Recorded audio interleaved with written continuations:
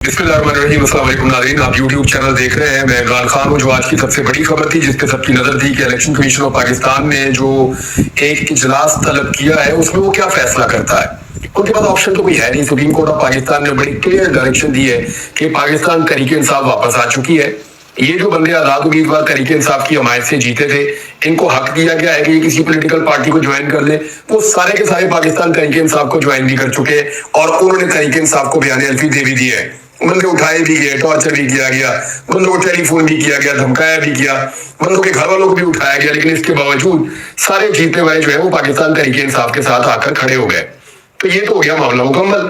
अब election commission को ये अहकाम आते हैं कि वो फौरी तौर पे इनको पाकिस्तान तहरीक इंसाफ का तस्लीम करे और जो मखसूस नशिस्तों की नई फहरिस्त पाकिस्तान तहरीक इंसाफ जमा करवाती है उनको नोटिफाई करे और बाद में वो जाकर हलफ उठा ले।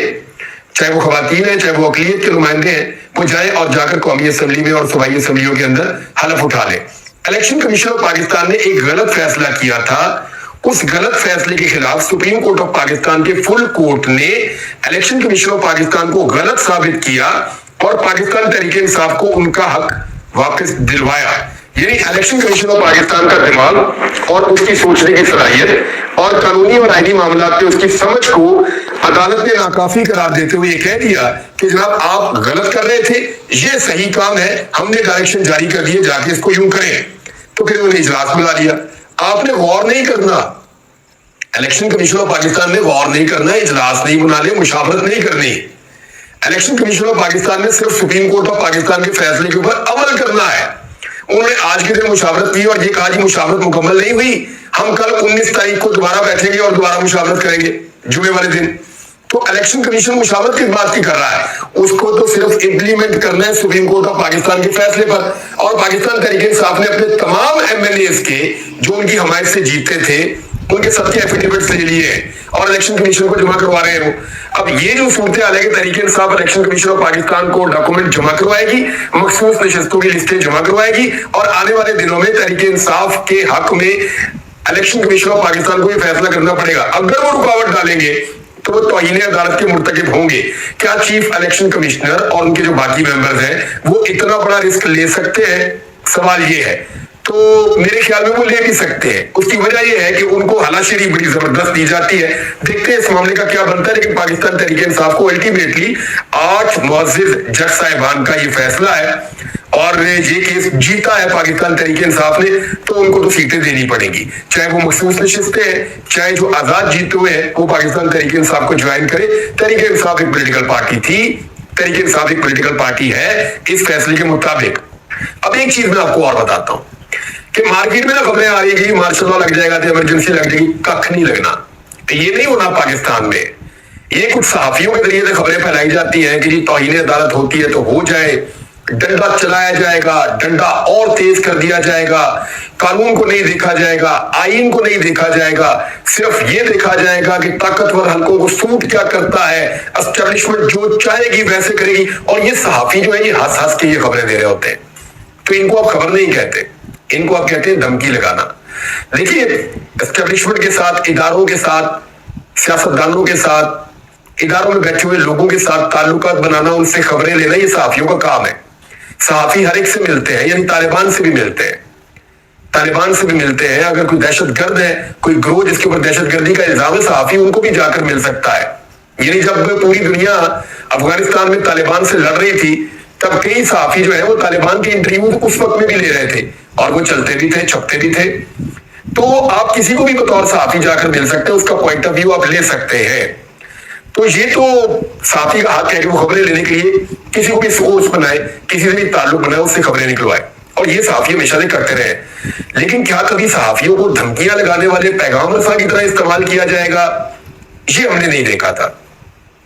यानी बड़ी खुशी खुशी हमारे चंद सहाफी है वो कहके लगाते हुए हंसते हुए आते हैं और आराम से ठंडे कमरे में बैठ के पाकिस्तान में जमहूरियत की धज्जियां उड़ा के चले जाते हैं। वो ये कहते हैं ना आईन है, ना कानून है, ना कोई जमहूरियत है, बस एक डंडा चलेगा एस्टेब्लिशमेंट का, ये हो जाएगा, और मजे ले लेकर धमकियां लगाते हैं। यानी ये एक अजीब चीज है। बतौर सहाफी आप खबरें लेने के लिए राब्ते कर सकते हैं और इन खबरों पर आप तहकीकात भी कर सकते हैं, मगर लोगों को धमकाने के लिए कांदा फराम करना ये मुनासिब नहीं है। अब कुछ सहाफी और भी बड़ा अजीब काम कर रहे हैं, मैं आपके सामने रख देता हूँ। सनम जावेद साहिबा इन्होंने कितनी मुश्किलात बर्दाश्त की। यानी जैसा टाइम सनम जावेद ने गुजारा 14 महीने तक, मरियम नवाज ऐसे 3 दिन नहीं गुजार सकती। मरियम नवाज का वो कमरा हमने देखा है ना, जहां पे उनको रखा गया, हुकूमत खाना वो उसे कहती है, काल कोठरी वो उसे कहती है, वो उसे कहती है डेथ सेल। लेकिन आप जाके उसको देखें तो वो वीआईपी किस्म के साथ वॉशरूम लगे हुए हैं, वीवीआईपी किस्म के कमरे हैं, उनके अंदर एसी लगे हुए हैं, किताबें हैं, मेज है, टेबल है, बेड है, हर चीज की सहूलत वहां पे मुयस्सर है। जब दिल करे बाहर निकले, धूप के अंदर वॉक करें, एंजॉय करें। स्वीट्स इनको मिले हुए हैं नवाज शरीफ को और मरियम नवाज को जेल के अंदर। इन्होंने तो ऐसी जिंदगी गुजारी है, जरा एक दिन 8 घंटे 9 घंटे धूप के अंदर, ये जिस तरह की वैन के अंदर लाया जाता था सनम जावेद को, आलिया हमजा साहिबा को, उस वैन में जरा बैठ के तो दिखाएं एक दिन, अंदर पिघल लगे गर्मी से तो फिर मेरा नाम बदल दीजिएगा। मरियम नवाज साहिबा उस तरह की सख्ती 3 घंटे बर्दाश्त नहीं कर सकती, जैसी सख्ती 14 महीने तक सनम जावेद बर्दाश्त करके आई है। तो उनकी जो कुर्बानी है जमहूरियत के लिए, या उनकी अपने मौक़िफ़ के लिए चले, जो उनकी कुर्बानी है इमरान खान साहब के लिए वो खड़ी है, वो अपनी पार्टी के साथ, अपने लीडर के साथ वफादारी शो कर रही है। मरियम नवाज ने उसका अशरे अशीर भी कभी बर्दाश्त नहीं किया तकलीफ का।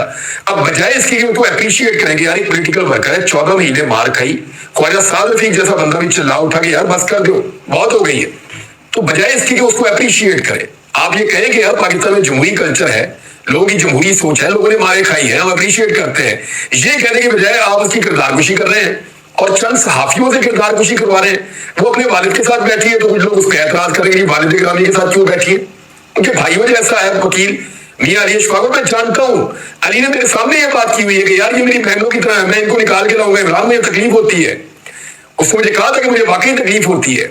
मेरा पास चले क्योंकि मैं थोड़ा सा फेयर हो गया था, मैं गुस्से में बात कर रहा था उस मीटिंग में, तो उसने कहा कि यार क्या आपको नहीं लगता, मेरा दिल नहीं करता कि मैं इनको निकाल के जल्दी बाहर ले आऊं। कहते यार बहनों की तरह है, हमारे घर में भी ऐसी खवातीन रहती है, तो तकलीफ तो होती है यार, लेकिन कानून के अंदर बहुत सारी चीजें आपको प्रूव करनी पड़ती है। फिर सिस्टम जैसे काम कर रहा है, जिस तरीके से अपने आप को निजाम नंगा कर रहा है, इसमें चीजों में इतनी जल्दी नहीं हो सकती। तो वो हम इस पे बहस करते रहते थे, तो वो तो अपनी बहन की तरह समझता है, अपने मुंह से नहीं कह रहा है। लेकिन ये प्रोपेगेंडा करने वाले जो है वो इज्जत के ऊपर कीचड़ उछाल रहे हैं सिर्फ इसलिए कि मैदान में उसका मुकाबला नहीं कर पा रहे।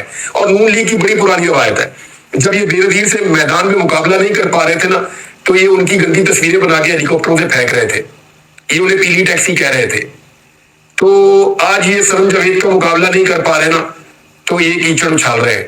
ये इमरान खान का मुकाबला नहीं कर पा रहे, वो तो एक कारकुन है इमरान खान की, अदना कारकुन है, उस तरह के और बेशुमार है पाकिस्तान तहरीक इंसाफ में। असल जो जिन है वो तो इमरान खान है, ये उसका मुकाबला नहीं कर पा रहे तो लगातार उस पर कीचड़ उछाल रहे हैं।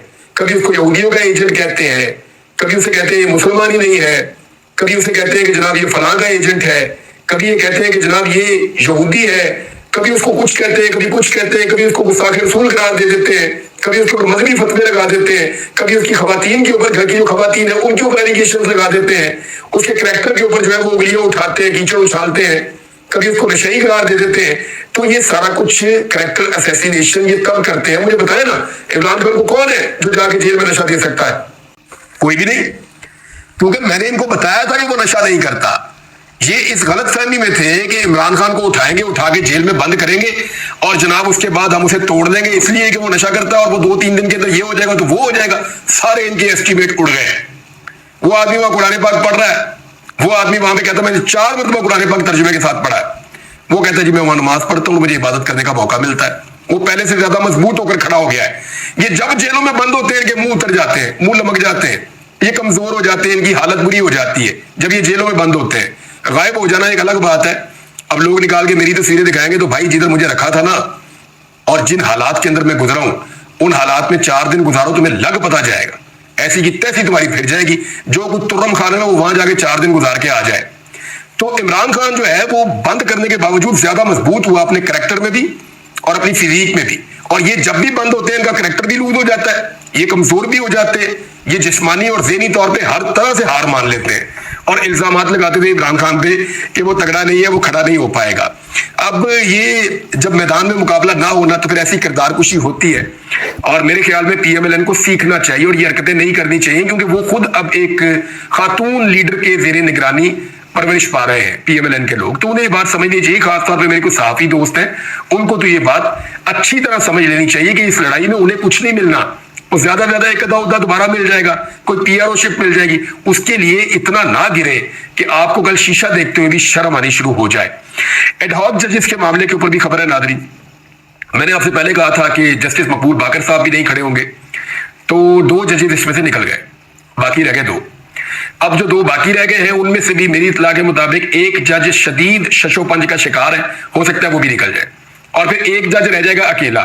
تو قاضی فائد عیسیٰ صاحب اس ایک جج سے جو فیصلے کروانے ہیں نا وہ پھر کروا لیں. دیکھیں ایڈ ہاک ججز کے خلاف پاکستان بھر کی وکلا تنظیمیں کھڑی ہو گئی ہیں. پشاور ہو, کراچی ہو, لاہور ہو, اسلام آباد ہو, ہر جگہ سے یہ خبریں آ رہی ہیں. پاکستان بار کونسل نے تو یہ بھی کہہ دیا کہ جی آپ آئینی مسائل کے لیے یا ان کے حل کے لیے ایک علیحدہ بینچ آپ تشکیل دے دیں جو سب کو منظور ہو, وہ بینچ اس کے اوپر فیصلے کرتا جائے.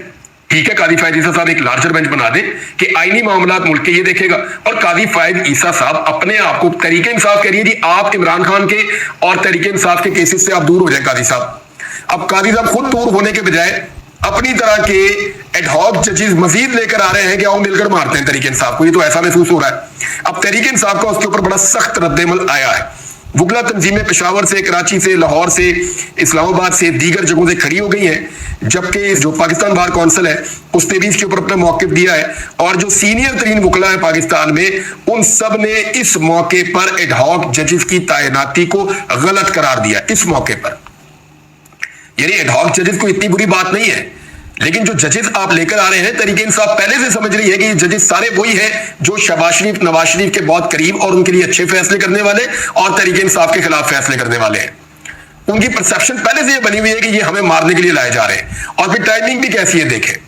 یہ قاضی فائد عیسیٰ صاحب جو ایڈ ہاک ججز اس لیے لا رہے ہیں کہ ہم جلدی کیسز سننا چاہتے ہیں, انہوں نے کئی مہینوں تک سپریم کورٹ آف پاکستان کی سیٹیں خالی رکھی ہیں ججز کی. کس لیے؟ کیونکہ اس وقت جب تک یہ چاہ رہے تھے کہ پشاور ہائی کورٹ کے چیف جسٹس ریٹائر نہیں ہو جاتے اور کچھ ججز ایسے ہیں جو رستے سے نہیں ہٹ جاتے, تب تک انہوں نے یہ کوشش ہی نہیں کی. یعنی تھوڑا عرصہ پہلے تک سپریم کورٹ آف پاکستان میں جو ججز کی کیپیسٹی ہے وہ خالی تھی, ججز کی کیپیسٹی سے کم ججز موجود تھے سپریم کورٹ آف پاکستان میں. تب قاضی فائد عیسیٰ صاحب کو یہ کیسز نظر نہیں آ رہے تھے, اور آج جب 17 ججز پورے ہو گئے ہیں تو وہ کہہ رہے ہیں جی اب ایڈ ہاک ججز بھی لے کر آنے ہیں. یعنی اس سے پہلے کئی مہینوں تک انہیں یہ خیال نہیں آیا. تو ٹائمنگ بڑی امپورٹنٹ ہے. قاضی فائد عیسیٰ صاحب کے اس فیصلے کو ایک متنازع فیصلہ سمجھا جا رہا ہے. اب تک لیتے ہیں, اپنا خیال رکھیے گا, اپنے چینل کا بھی. اللہ حافظ.